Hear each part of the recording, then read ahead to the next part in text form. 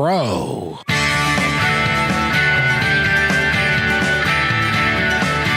Welcome back to Positive Talk Radio. Our goal is simple: to explore evolving ideas one conversation at a time. So come on over into our world. I know you'll like it, because on today's show... Have you ever said to yourself, why am I really here? What am I supposed to be doing? What is my soul, what does my heart tell me that I need to go and do in my life? Well, if you're having troubles with those, we've got a great guest for you today. And so what I want you to do is I want you to, if you're driving, don't. But if you're not driving or you're a passenger, call people that you know, friends and family that may be having this same conversation with you, so that we can talk to you about how to live your life a little bit better and how to get through some of the obstacles that are being presented in front of you. So if you'll do that, in the meantime, while you're doing that, I need to talk to Eric. Eric, how are you? Hey, Kevin. Happy Wednesday to you. Doing fine. Happy Wednesday. And happy summer, I should say. It is now, yeah. What time did we go into summer? I was in the 7 o'clock hour this morning. Oh, very good. I felt so much different. Well, there you go. Hey, perhaps not. I wasn't even awake at 7 o'clock this morning, but that's a Neither personal was story. I slept into summer. Exactly. Slept all the way through it, and now we'll be in fall soon. So anyway, so speaking of summer, isn't it going to start acting like it's summer here pretty quick? Yeah, we've got some really nice days ahead. Looks like, tomorrow is supposed to be around 79 degrees with sunshine. So, you can't kick off summer much better than that, I think. No, that's a beautiful part about living in the Northwest. We live in, I believe to be, and I've traveled around the country a bit, I believe this to be the best place in the planet to live. I think you may be right. But that's just me. So, by the way, are you impressed? I gave the audience a homework task, or a task that they need to call somebody and have them listen to the show. Wasn't that smart of me? I think it's, you got to do everything that you can to spread the word. So good idea. That's it. And by the way, Mitch is with us. Mitch Parfit. Mitch, how are you today, sir? I am doing fantastic. How are you doing? Well, Eric's gone. I was going to ask Eric how he's doing, but he's I'm back. I'm doing fine, Mitch. Good to see you again, sir. Good to see you. Kind of like an omnipresence individual. You may not see him, but he's always around. He's always there. It's like a genie, a radio genie. Exactly. He's got to rub your mic 3 times. Or just say my name and I'll pop back in. Oh, that works. Exactly. He's really good. And by the way, congratulations. I know you're working on your grandmother's deck to replace that. That's a very nice thing for a young man like you to be doing. Yeah, I try when I can.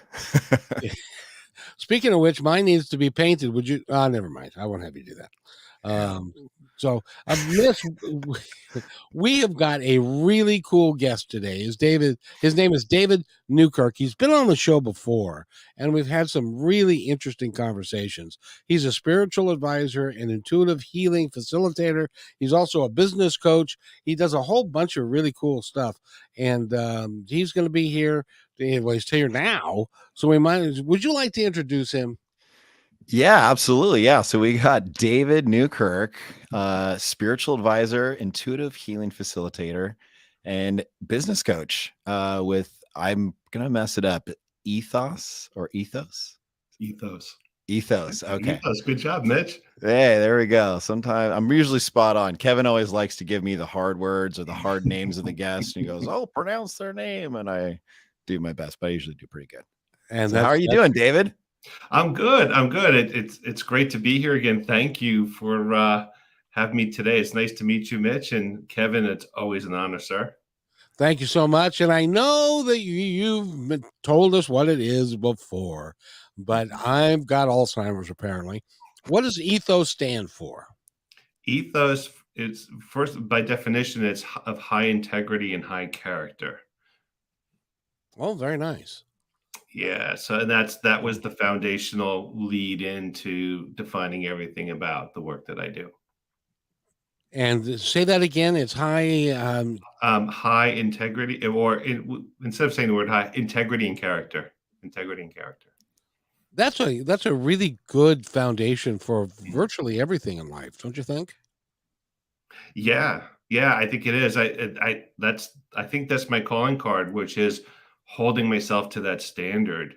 And then when I deviate from that standard, that's a good time to reflect, right, and move away. So why did I move away from that? Yeah.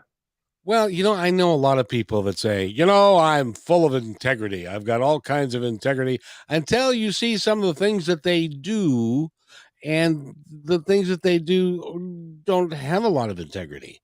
Does that mean that they're fooling themselves? I think that's a great question, because I think the first thing is, why does it need to be self-declared openly and publicly that you have it? Because Good, nobody would good believe point. it otherwise. Right? If you have integrity and character, it's something you've just settled into with yourself as the way you wish to be. It's not something that you broadcast. It's not something that you're trying to prove to people. It's something that you just are, and you deliver naturally with yourself, and you're just good with it. So that means that somebody would then look at you and go, boy, I tell you, that David, he sure does have a lot of character and integrity. And you don't even have to say it. Exactly. If we're living that, you would hope that people just understand that that's there, and that's just a virtuous value, that you bring to the table. If they don't, that's okay too. We're not seeking people to recognize it. We're not seeking people to have to, because then we're coming from ego, right? And we're needing something fulfilled or validated for ourselves. The whole idea is really just to be that, to satisfy self with self, and that's it. And then how others receive it or recognize it or not, it's okay. We just have to be good with that. Because at the end of the day, it honestly doesn't matter. Everybody's got their own path to walk, and they're going to do it however they do it until they don't do that anymore. Yeah, we do it because we want to do, because we feel that's who we are and we feel fulfilled. We don't do it for other people. We do it for self, because that keeps us grounded. When we do it for self, it keeps us calm. It gives us clarity. It doesn't give us anxiety. It keeps us in a state that allows us just to be that good person without vacillating all over the place, hopefully emotionally, that moves us and darts around in different ways. So the whole idea with integrity and character is, if we can hold it, the idea is to try to be consistent with it. And the more consistent we are, the more everyone sees consistency in how we are with them. And it makes things a lot easier. Mitch, I hate to put you on the spot, but you know me, I will. Oh, And I'm used to it. I'm slowly getting used to it. slowly. Hit me, Kevin. Do you ever wake up in the morning and say, today I'm going to have integrity and character? No, I don't think that's like that specifically is my thought process. I think I'm just, how do I wake up and I say, how do I make this day the best day that it can be? And how do I be the best person that I can be in this day, if that makes sense? And I would hope that people would view me as somebody with integrity and some of the things mentioned. Well, the thing is, and David, isn't it correct that if he says that in the morning and genuinely means it, it's going to show up in his day all day, and he doesn't have to say another word about it? Yeah, I think that's awesome. That is the epitome of integrity and character. We don't need to say those two words in order for it to be present, right? Or in order to possess it within ourselves, to be it. So that's awesome, Mitch. It really is. And you set the tone for the day. But it doesn't mean that you won't fall out of that during the day, right? You're true. setting the intention, right? But here's the interesting thing in spirituality: setting an intention. Is it a desire, a want? Are you chasing that intention, or are you being that and allowing it versus chasing it? Yeah. Explain the difference.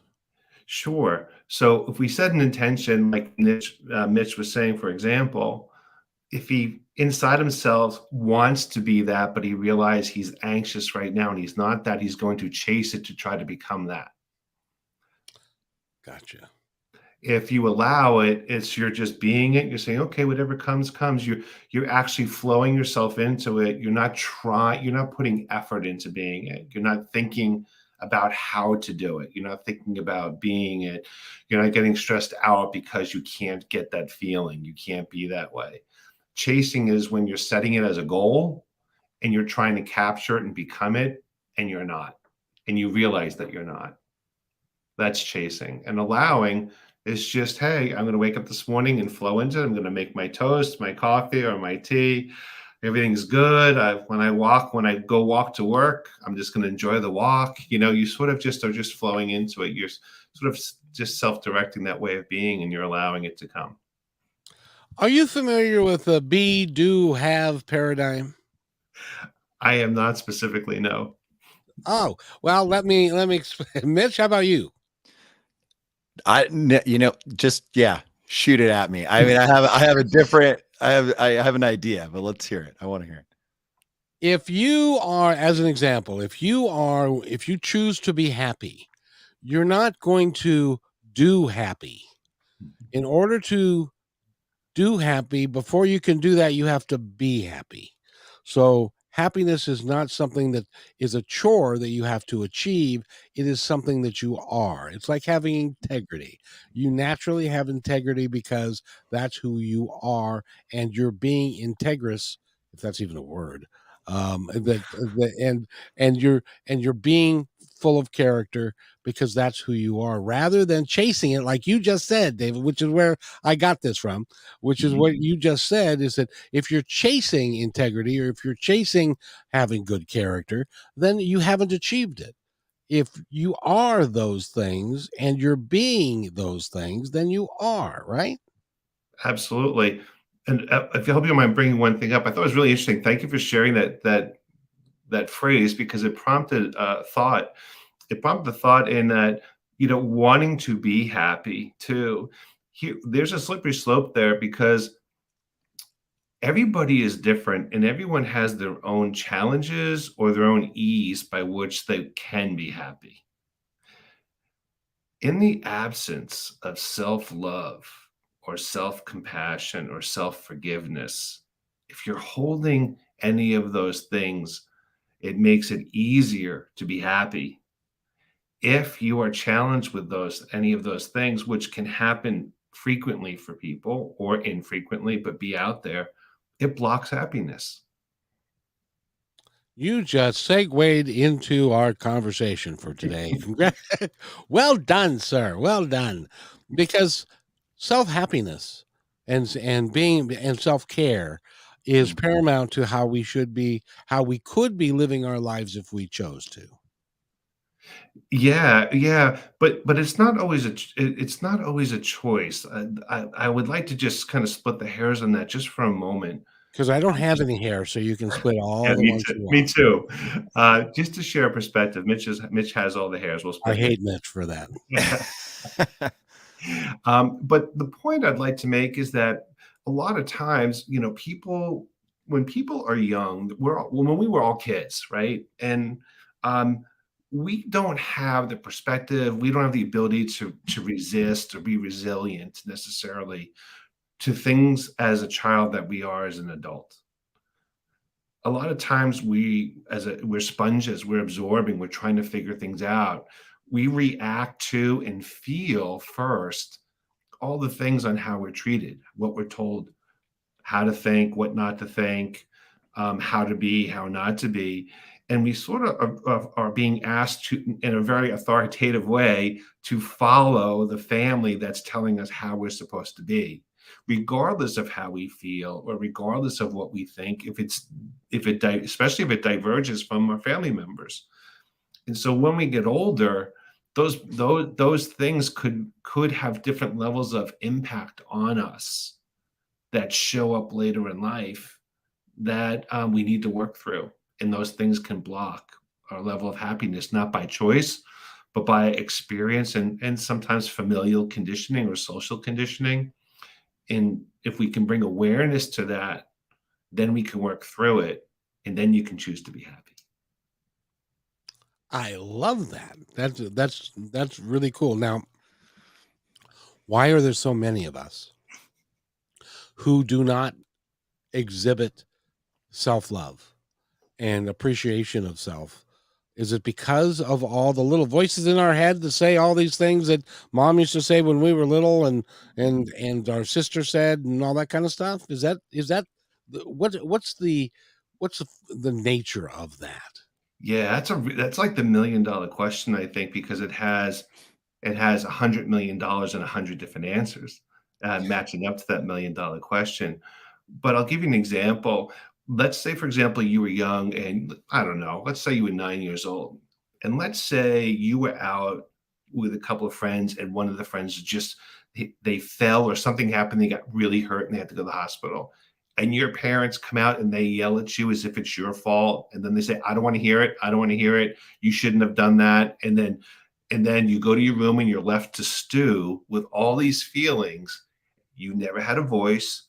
You couldn't defend. You couldn't correct. You couldn't show how it wasn't your fault, anything. And then your parents just want to move on. Those things are very impactful to the degree by which they stick or don't stick with people. There are people in life who are now what we call HSPs, highly sensitive people.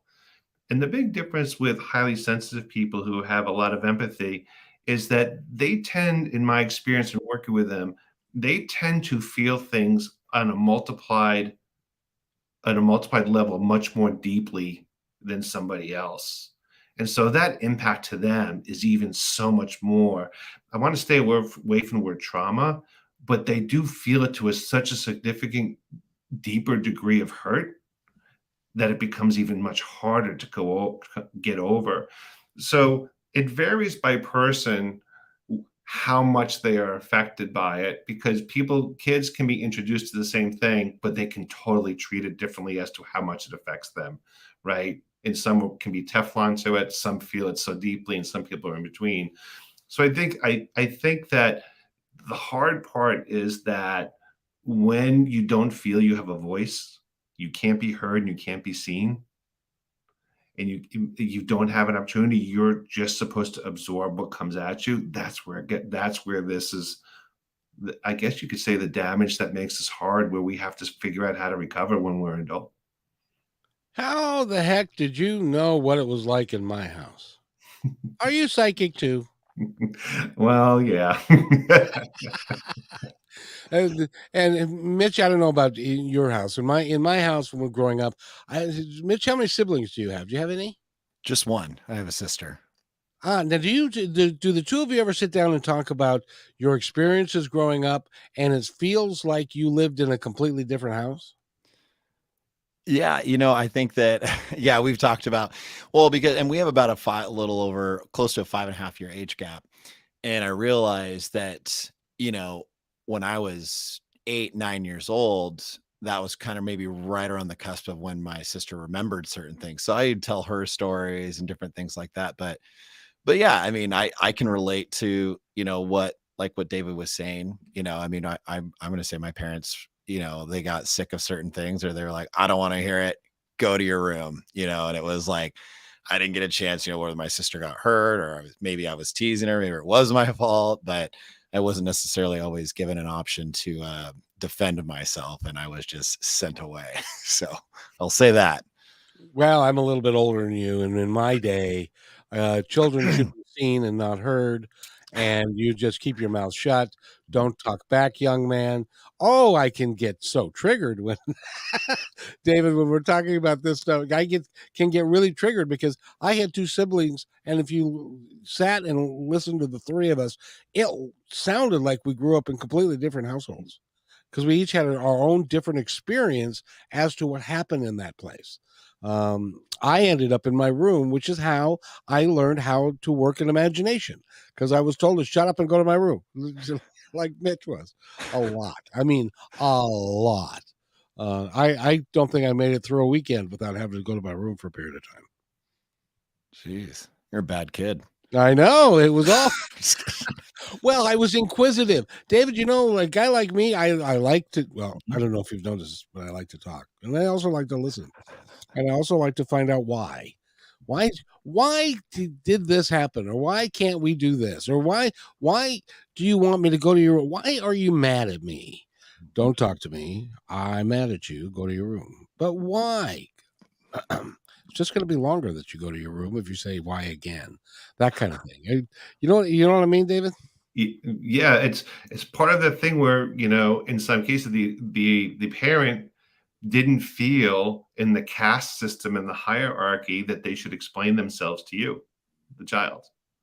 And so they delineate a strong boundary that says, this isn't a household of equality in terms of equal rights and voice for everyone. I'm the parent, you're the child. What I say goes, in that generation. And so it's very authoritative from that perspective. It's evolved to some extent in all these generations as we move through Gen X and we move to millennial, we move to Gen Z, and we're now in the new one. They generate some of their new own paradigms too that are tough, but the one that you're talking about still also does exist and still does transcend generation in parenting, but it may not be as intense as it was in the baby boomer household.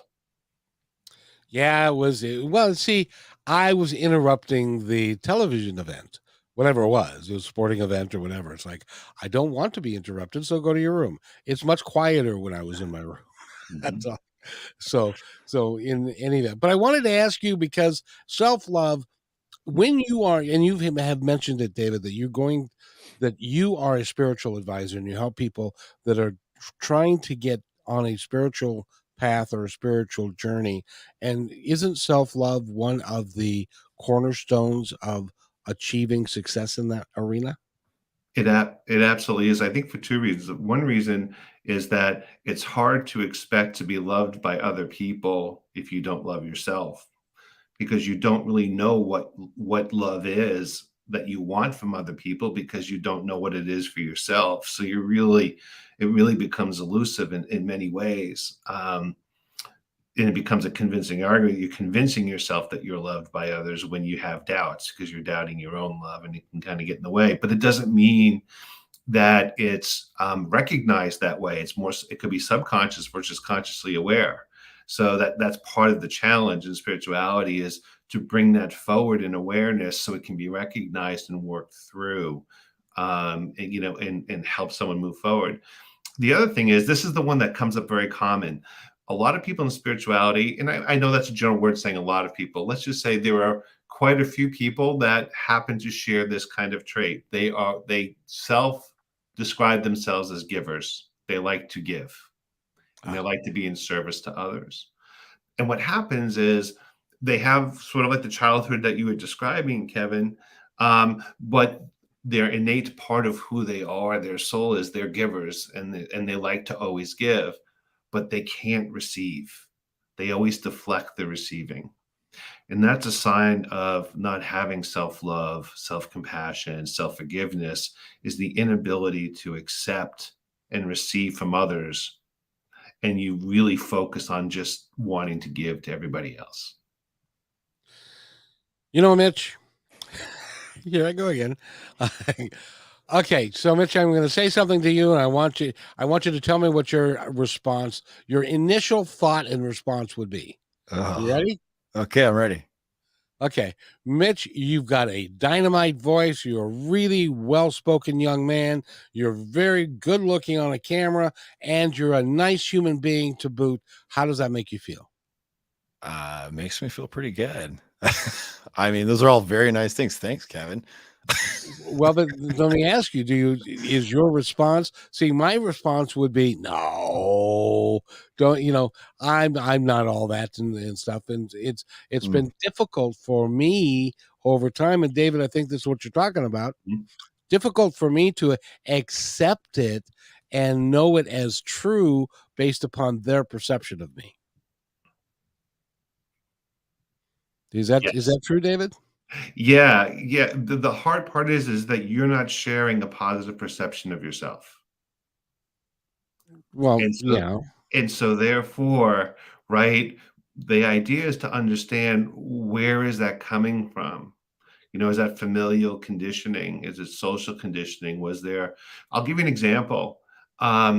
Someone may be, when they're young, every time they were, not every time, there were times when they were out publicly and they did something that they thought was actually good. They helped somebody, they did something, they felt good about it, and someone says to them that they did not do a good job.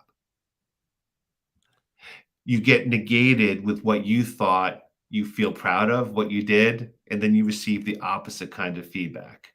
And it happened, and if it happens in a repeated basis, your confidence and your feeling of accomplishment is being stripped away from you. So you're left with believing what you're being told, that you're not good at those things, and that you're not good at achieving. Again, you grew up in my house. How dare you?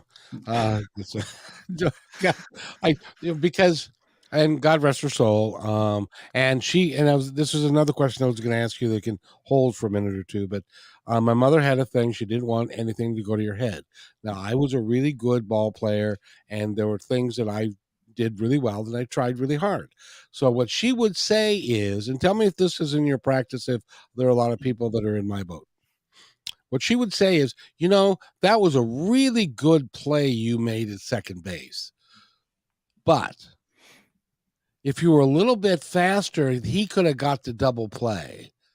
So there was always a compliment followed by a but, and then a negative after that. So it got to the point where I disregarded the positive and accepted the negative. Does that happen to others? It absolutely does. And it's interesting in today's world, right? You have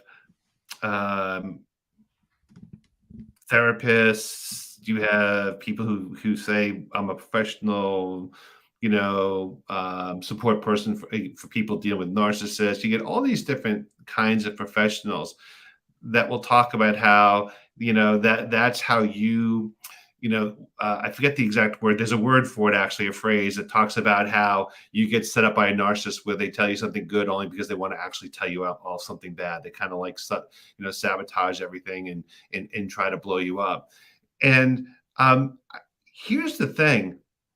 The people who do that to you, let's say in this case, your mom, there's a good chance that her intention in her mind was not how you received it. She was probably thinking she was actually helping you because she was conditioned to think that way from how she was growing up, and she was trying to be helpful. She's just not aware of how that all shakes itself out. So we're really talking about someone who didn't unfortunately have a certain level of self-awareness, right, of words and language and intention and how it's received.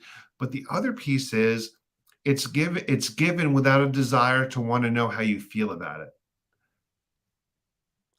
We're going to know whether or not that feedback as it was intended was actually embraced or not. And that's the thing. It wasn't a conversation with you. It was a one-way comment.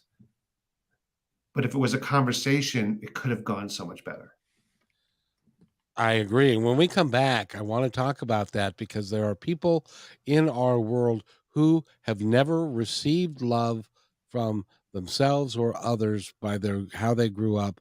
And we're going to talk about ways that you can actually get past that so that you can live your life a little bit better. We're talking with David Newkirk, and he is a phenomenal man. And Mitch, where can they find him on the web? You can find David at spiritualjourneyme.com. This show goes so fast when I'm having a good time like I am today. It's already halfway through. And Mitch, would you take us to break, please? Absolutely. So to all of our amazing listeners out there, you're listening to Positive Talk Radio, and we have an amazing guest today, David Newkirk. He's a spiritual advisor and intuitive healing facilitator.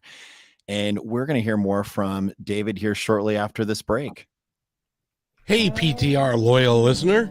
First, thanks for being in my dream. And second, I have a new concept in business to share with you. It's called socialpreneurship. So, what's that?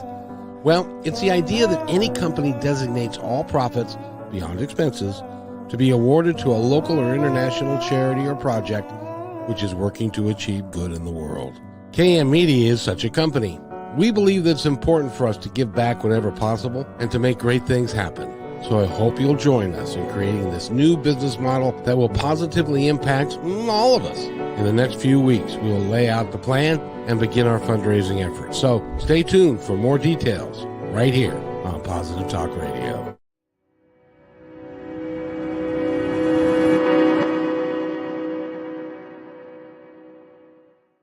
When you want to say more than words communicate, you can with flowers. Your custom boutique floral studio in Bothell, Washington is anaturaldesign.com, connecting you to nature through the language of flowers. Where your people are is where our flowers are beautiful.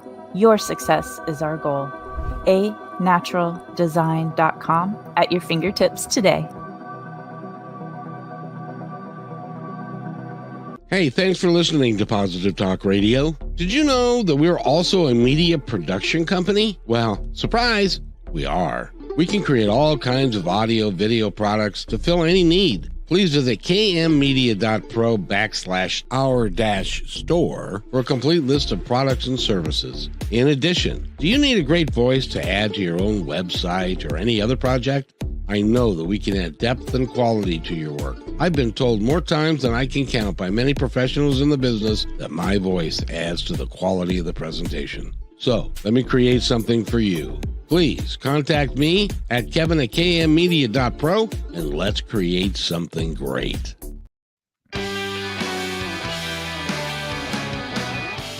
And welcome back to Positive Talk Radio for the second half. We've got David Newkirk with us, but before we go there, I have to let you know that not only will I do a voiceover for you, the fabulous Mitch one that has got this set of pipes that are just remarkable. I'll say anything you want. We could put that on You're not a anything. on like a answering machine. Hi, I'll say anything you want. Just give me a call back. Anyway, so David, I got to ask you as a follow up to what we were talking about before. And by the way, we're talking about self-love and taking care of yourself and your spiritual aspect as you grow in your spirituality. What do you do when the people in your life grew up and when I became an adult, I began to understand why the people around me and my parents acted the way they did? It was because of the love or lack thereof that they received when they were kids and had no earthly idea how to adequately or positively express love. How do you help people like that?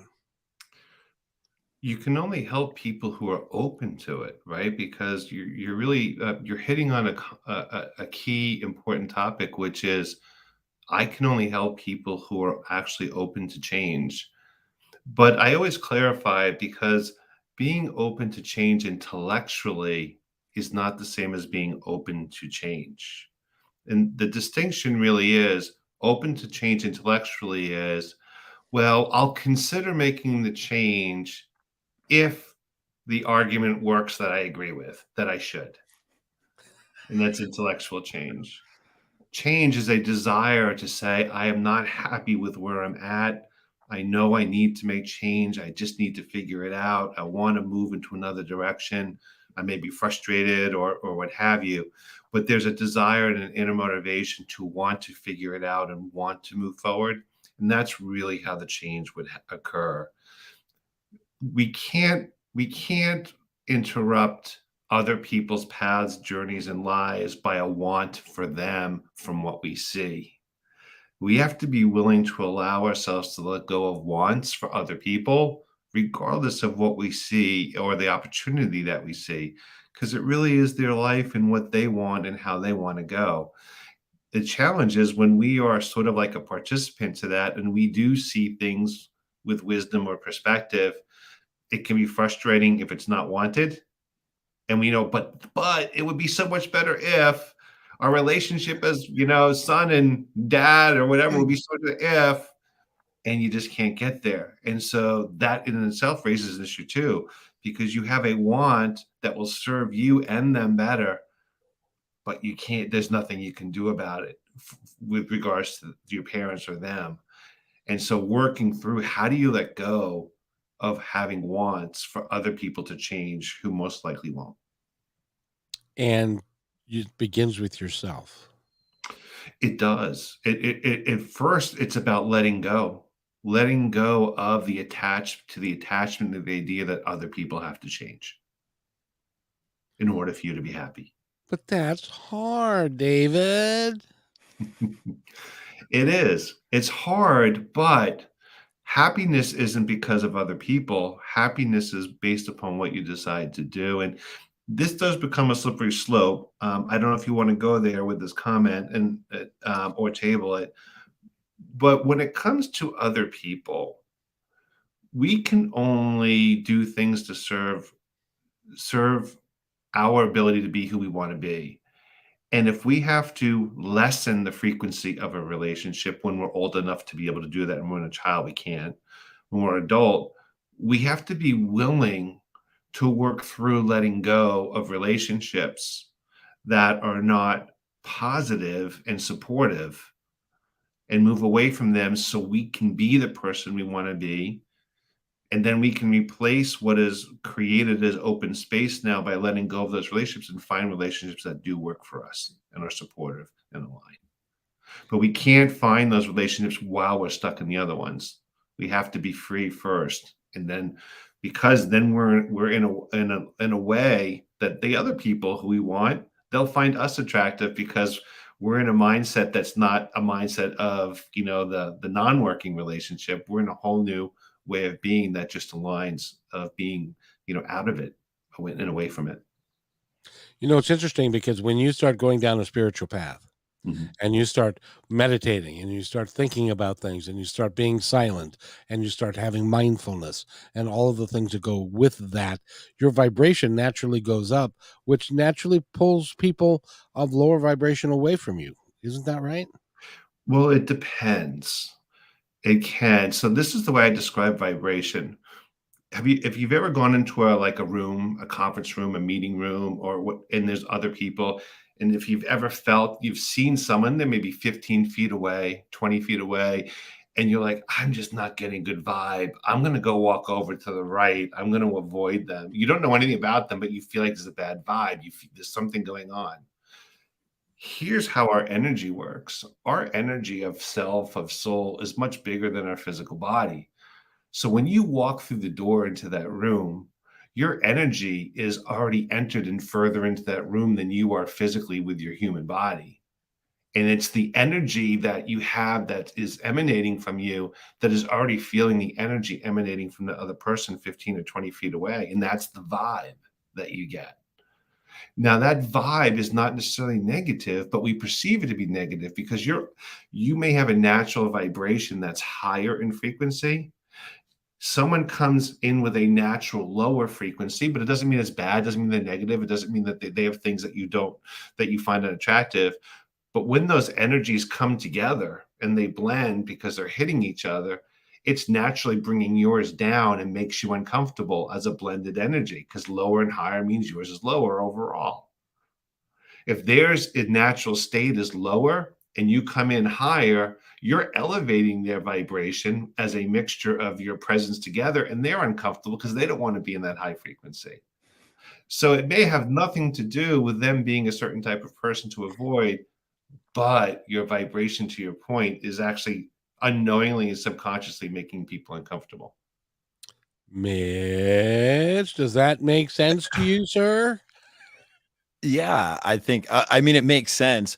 I do think though, too, that, I think that you can inspire others to, I think, change their energy, or feel a different way. I know, you might be feeling a certain way or however it may be. And then somebody comes in and they have this high energy, or they're putting out this vibe and energy that, like we're talking about. And I think that you can inspire other people's energy. But also the counter side is like what you said, is that, yeah, Like, and I've had somebody tell me that one time that I was too intense. And I don't know if that correlates to what we're talking about, but that it was like that it was the opposite effect of what I was trying to do. But I think it depends on the person, of course. But I think that, my overall goal is always trying to inspire people, get people excited, and raising energy and all these things, because it just creates a good atmosphere, and it makes people, a lot of times my goal with it is just to make people more comfortable. And because sometimes you walk in and you get those people that are kind of secluded, or they're kind of by themselves, they're not talking to anybody, and some of them, it's like they want to, but they don't know how to. And I feel like sometimes, my goal is I'll make a point in a room where I see somebody that's not talking to anybody, they're alone. I'll make a point out of going to that person before anybody else and having a conversation with them, or whatever it may be.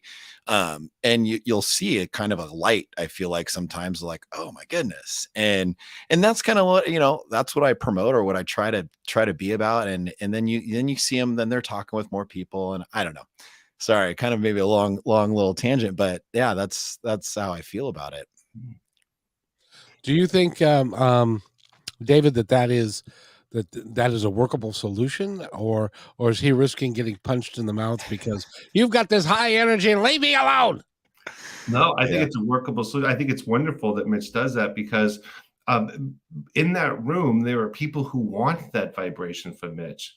And so they're wanting it, and they're enjoying it, and they're being in it.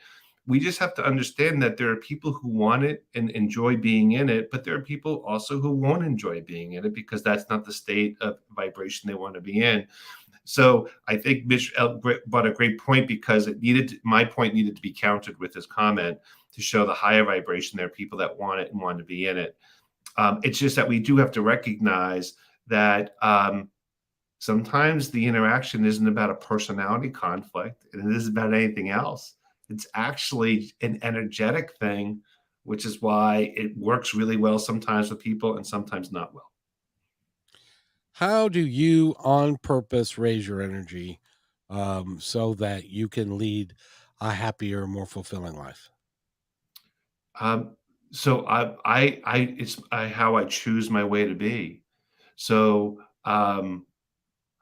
my vibration is naturally very high. My partner, who I work with, and she's an EFT practitioner, we'll just go, and she's like, how come every time we walk down the street together, people that you don't know just stop and talk to you, and then within 5 minutes they're telling you everything about their life? She goes, how does that happen? And it's to Mitch's point about that vibration. But I have people approaching me all the time, or if I just say hello to someone and smile, they smile back, but they stop, and then they feel compelled to have a conversation. It's just, being in a vibration is not something that you just choose to do, although you can. The idea is to try to understand your way of being, so that is your normal everyday way of being 24/7. How do you be that way? That's the chase of spirituality, or the desire of spirituality, is to elevate to a way of being where that is your vibration, but it's consistent.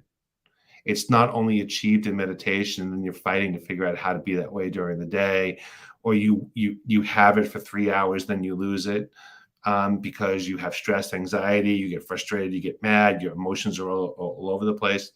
The idea is, you're working towards it on a consistent basis when you're not fluctuating and carrying different emotions. You're not vacillating. There's an emotion tied to that high vibration, which is love. And if you're holding the emotion of love and you're filled with that, and you're in that vibration, there's no room for the other types of emotions.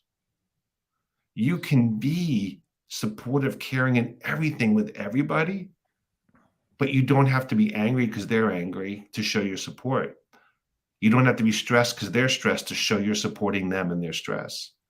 A lot of people want people to mirror what they're going through in order to feel supported and to feel emotionally comforted. The challenge is to be this way because it's you, and not try to be the other things because other people are wanting that from you. My son and I had this argument, discussion just the other day, which is that I always wake up well and have got I'm happy and stuff like that. Well, he wakes up poorly and is not happy. So when we were living together in the same house, he was like, I would come downstairs and I'd say, "Hey, how you doing? It's a great day," and he'd go, "Shut up! I'm not having a great. I just woke up. Leave me alone." And it's like he even got to the point where, "Would you calm down?" Because he wanted me to match his vibration because he felt he didn't want to have to. It was too much work for him to try and match my vibration. Does that make sense? It makes total sense and I think that's the whole point, right? The whole point is you can only be your vibration for you. Let it be there and available to anyone who wants to be able to feel it and be in it. Without any judgment as to why they decide they don't want to. Yeah, see, it's so interesting you brought that up. Judgment is such a slippery slope here. The whole idea is, how do we remove the word judgment from any of our thinking to be happy, to be grounded, to be in a high vibration, to be loving, plus other things that we've talked about today? Judgment is one thing that gets in the way of all those things happening on a consistent high level. I couldn't agree more. Hey, Mitch, can you see that we've got a guest or a somebody on the line? We do. We have Brittany on the line right now. And David, just so you know, and we're going to bring Brittany on here for a second. What Positive Talk is working with a Pipsqueak Piano Company, and she is a teacher. She teaches 6-year-olds and under how to play the piano. She's also doing a summer camp this year, and we invited her on to just talk a couple of minutes about the summer camp. And Mitch, why don't you take the lead in this? Oh, take the lead. All right. Well, I mean, let's bring Brittany on. There's me taking the lead. I had so much fun messing with him. It's just not fair. Jeez, Brittany, how are you? I'm doing great, Mitch. How are you? Hi, Kevin. Hi, everyone. Doing great. Doing great. Yes, indeed. So, Brittany, what's Mitch is obviously unaware. And so, Brittany, tell us about the summer camp. What's going on? Yeah. Well, thank you so much for having me on again. I feel like the conversation was really powerful, and I just have to acknowledge how just to be on that same vibration that you guys on. You were really talking about some truths out there and some really big things, and so I hope not to interrupt that. I hope to add to that and just put in a little plug here too that, you know, we here at Pipsqueak Piano and Positive Talk Radio believe in bringing kids experiences and really cool, adventures that they can do for the summer. So we're offering weekend summer camps hosted at Stepping Stone Kids Academy in Redmond. And you can check those out if you go to my website, www.pipsqueakpiano.com. That's PIPSQUEAK piano.com. You scroll just a little bit down, you'll see the Washington summer camps. And if you click that, you'll get everything you need to know, all of the questions answered. These are STEAM themed summer camps. So there's art and dance and music and science and robotics. There's going to be a STEM fair. It's going to just be a whole lot of fun. So please check those out. And as a promotion for our listeners of Positive Talk Radio, if you type in PT Radio, that's PT Radio, RADIO, all caps. At the end, you will receive 20% off of any camp that you choose, all of them, 20% off the total. So please take a look. And yes, thank you so much. And the cool thing is, it's from 3-year-olds to 13-year-olds. You can go to 1, you can go to 18. You can pick and choose whichever one that you want to do, and it's great fun. And there's also going to be a rock star there, and her name is Brittany. That's right. Shameless self plug. That's right. I'm going to be teaching kids how to belt felt like a rock star on Music Camp Day. But it's not just me. We also have Woodland Park Zoos coming out. We have Facilitator, Shadow Puppetry. We have Seattle Astronomical Society, the King County Master Gardener Society. And so all of these places have put together special and unique programs that you won't find anywhere else, that you really just find here. So there's not really anywhere else where, I guess you could go to the zoo, but where the animals will actually come to you and be in the room with you. So that's what we're kind of offering. I tried to get them to get Reptile Man, but they didn't want to get Snake. Oh, we love Reptile Man. What are you talking about? I know. I think his name is Scott. He's a great guy. Great guy. I love Reptile Guy. He actually is coming to Stepping Stones Kids Academy in a couple weeks in July. I'm not sure actually, but I know he's coming. So don't you worry. We got Reptile Guy. Kevin's going to need to get signed up. Why did it have to be snakes? David, what do you think of that little program? Isn't that cool? It's very cool. It's nice to know that those programs are out there for kids, because I would imagine that it's just nothing but pure joy, fun, and they're not thinking too hard about anything in everyday life. They actually get to escape and have fun and grow. That's awesome. Indeed. So, Brittany, thank you so much. You were listening to the conversation. I would love to include you. Do you have a question for David? Oh my gosh, I'm not sure I have a question. I think I was just really profoundly impacted by what I was hearing, especially the conversation about meeting vibration and how another's, it can diminish you if you choose, if you let it. So you really said some things that were profound for me in my life, and I'm trying to think if I have a specific question. I don't. I think I would really like to just, if you have one final, message or thing that you would like to give, I would really like to hear that, because everything that you have said today, Dave, has really been impactful. So thank you. And David, by the way, just so everybody knows, has become a really good friend of the show. We love having him on. He's a very spiritual guided man. Go to spiritualjourneyme.com. Find out more about him, his work. You can do a 30-minute free session to talk to him and decide whether or not, because sometimes, energy doesn't match and stuff like that. But if it matches, then you can go to work for him. David, before we go, we've got like 3.5 minutes left. I want to give you the opportunity and the forum and the platform to be able to say anything you want to our audience. Wow, that's kind. Thank you. I think what's important for the listeners is that if you feel that you do have any recognizable challenges, that you heard from today tied to self-love, self-compassion, self-forgiveness, the first thing to know is it's okay. It's okay to recognize that. And it's okay to feel emotions that may come up in you by recognizing that it's a safe place to actually feel those things.